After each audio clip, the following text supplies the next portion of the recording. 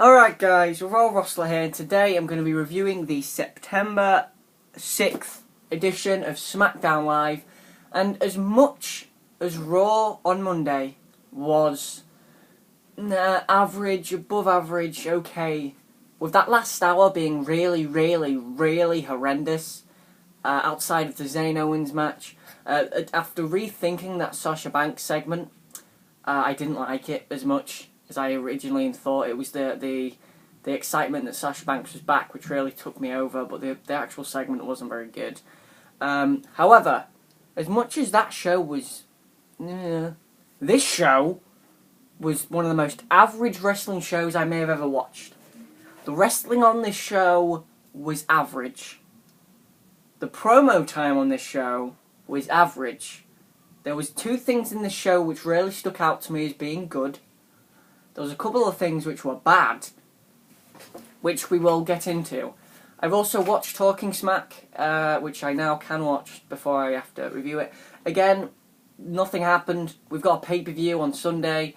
Nothing happened in Talking Smack outside of a tag team announcement, which I'll talk about in this show.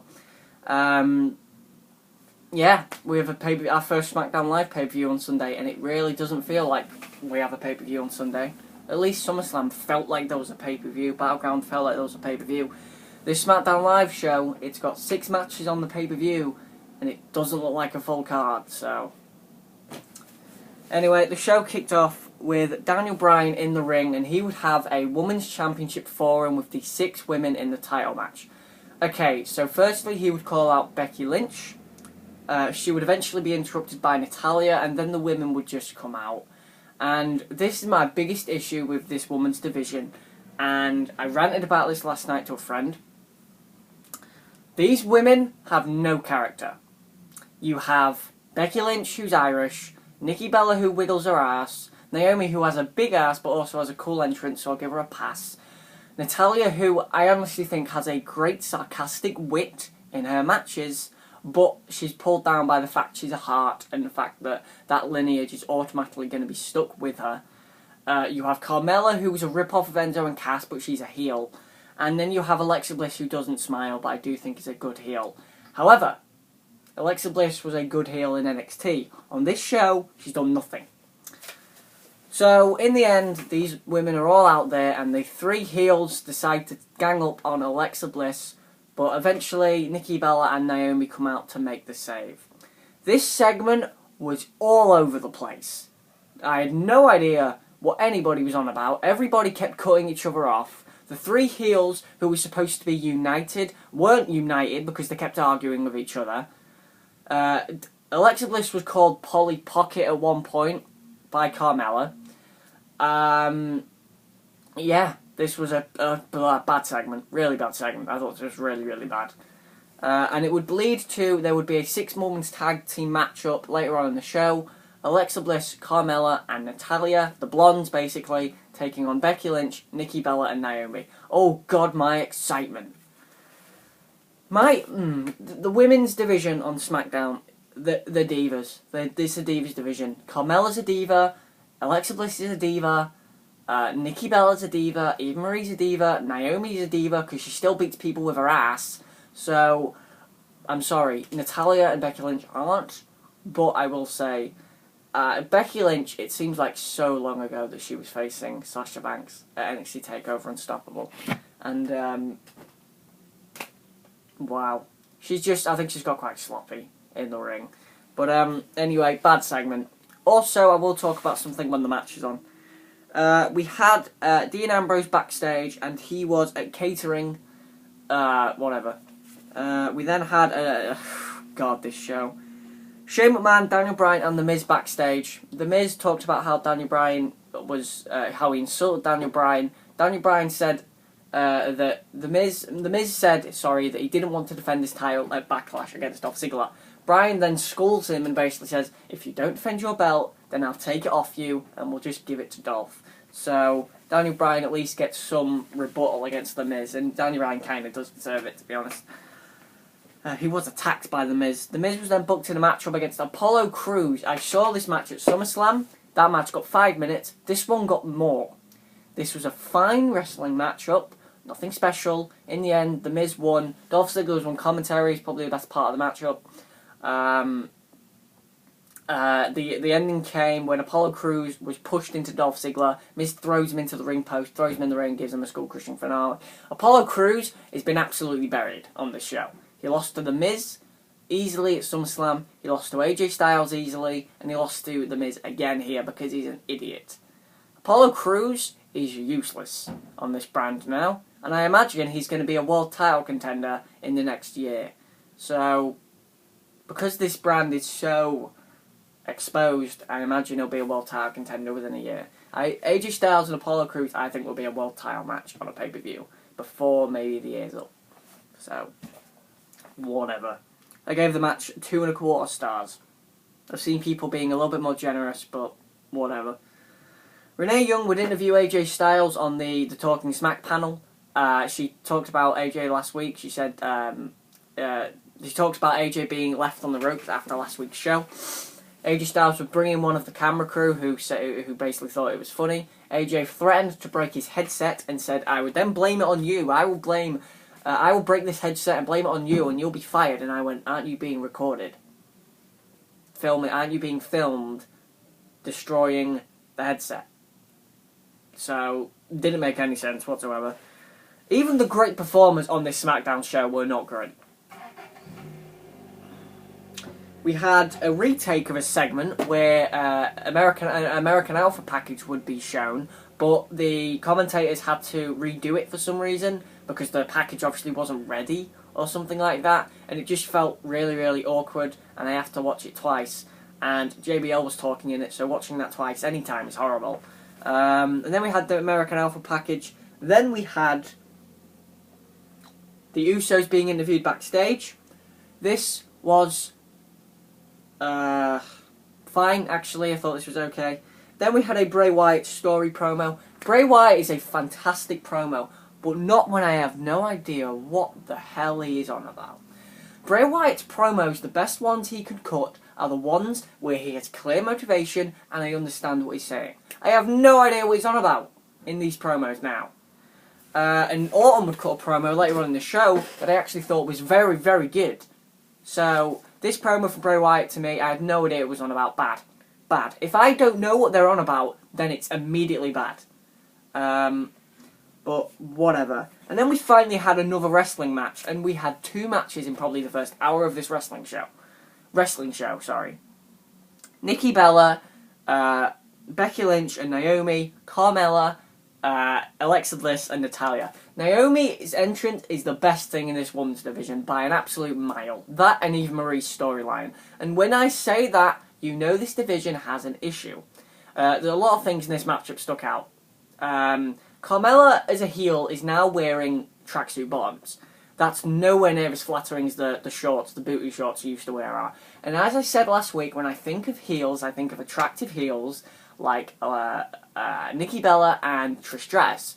They both wore booty shorts at points, so I think Carmella should go back to the black shorts she wore in NXT. Not because I'm a pervert, just because I think it's way more flattering to her.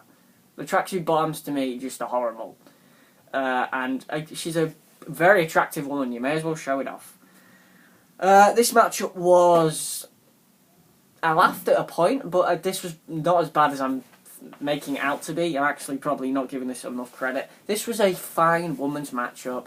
They got the heat on Becky Lynch, and eventually Carmella was tagged in. She didn't want to fight Nikki Bella. We went to a break. I believe Nikki Bella was being controlled by Alexa Bliss, of all people, overpowering the mighty big Nikki Bella. In the end, there was a load of distractions, and Natty would hit a Natty by Nature clothesline on Nikki Bella. Nikki Bella would then be hit with the knees from wait a minute. She wouldn't be hit with the knees from Alexa Bliss, and Alexa Bliss would do the moonsault and double knees to the gut and totally miss and just catch Nikki Bella in her thigh. So it's a good job Nikki Bella has a big thigh. God, that was when I laughed. I laughed when Alexa Bliss did that, because then she just like, oh, it's just normal. I would have just jumped and done the knees again or something, but I'm not a professional wrestler. And then Carmella would lock Nikki Bella in the Code of Silence because she's from New York, so she has to have a gangster name for her move. and Nikki Bella would tap out. So what was amazing, and how ridiculously stupid this commentary team are, even Mauro, because he didn't bring this up either, is the fact that Nikki Bella just had neck surgery. She just came back from nearly a year out due to a neck injury, right? So what did this team do? When Nikki Bella is in this neck head scissor from Carmella, they don't even bring that up. They don't bring up at all that Nikki Bella's just had neck surgery, or that she's been out for about 10 months. That would have been a perfect time to bring it up. That shows how much of a heel Carmella is. She focused on the neck of Nikki Bella, the previously injured neck. But no, this commentary team are garbage. Even Mauro on this show was pretty bad, and I'll mention something later. But I gave the matchup 2.25 stars, and that might be generous, but you know, I'll keep it.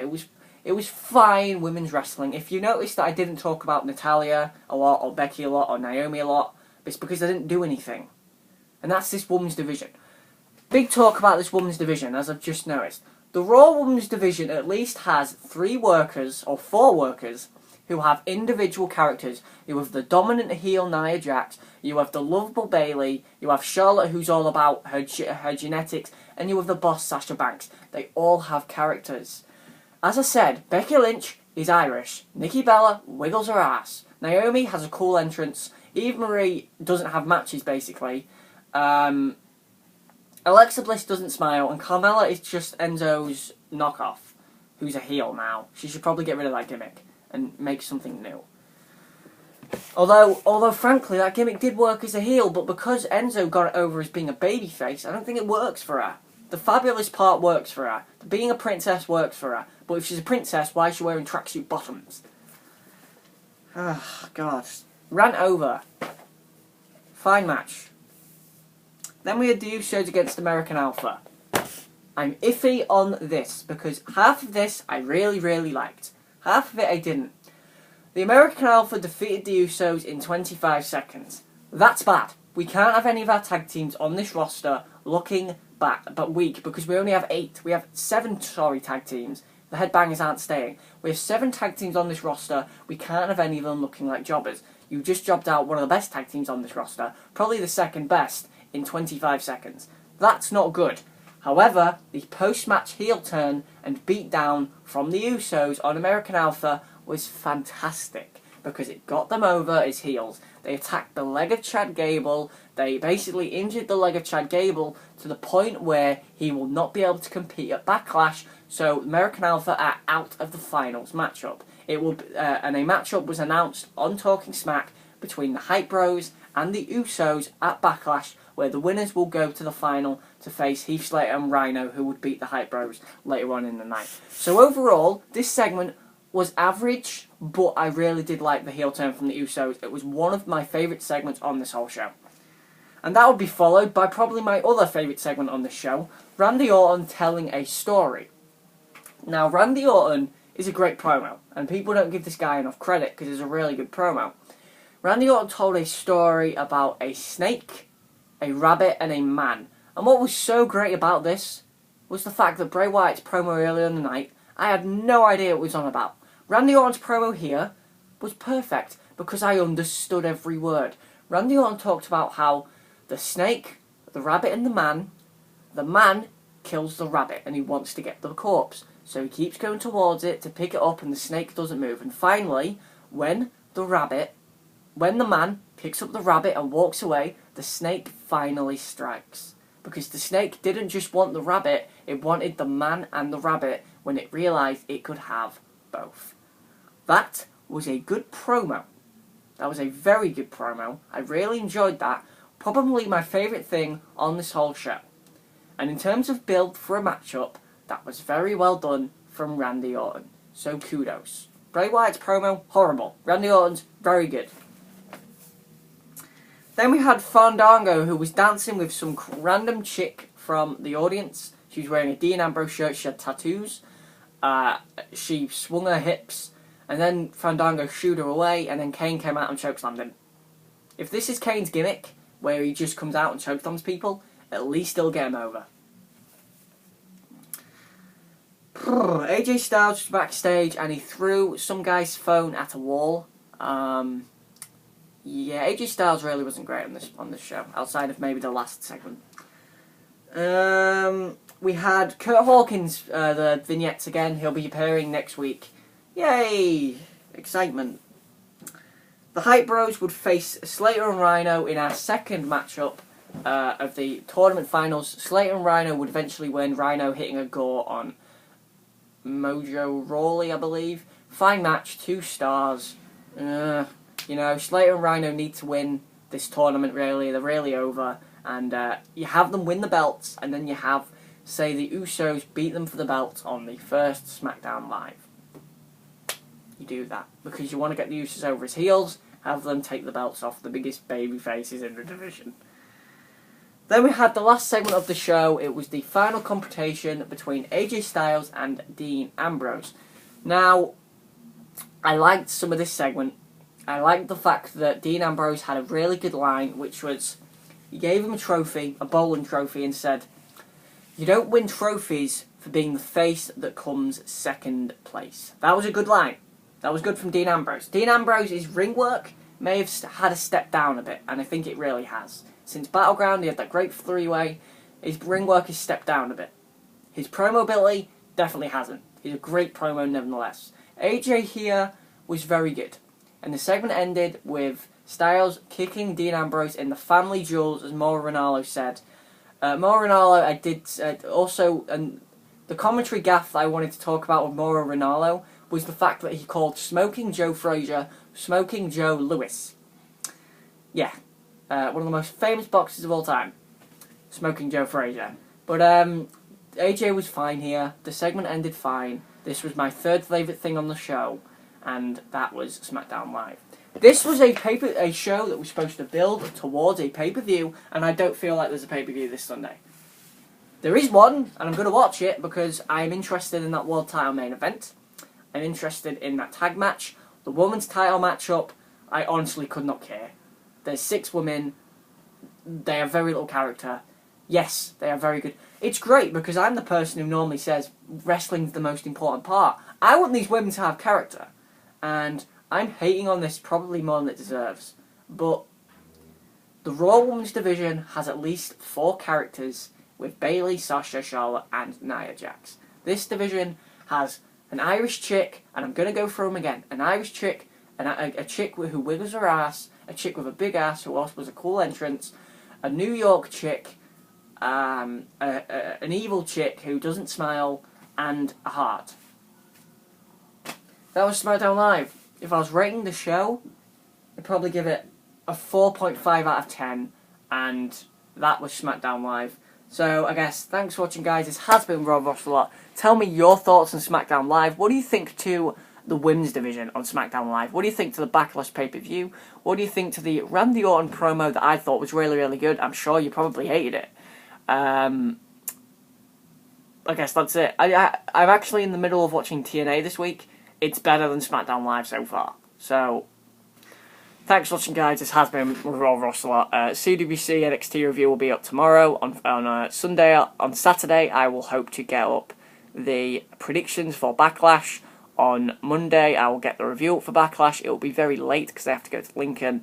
But I guess thanks for watching, guys. This has been Raw Rosselot.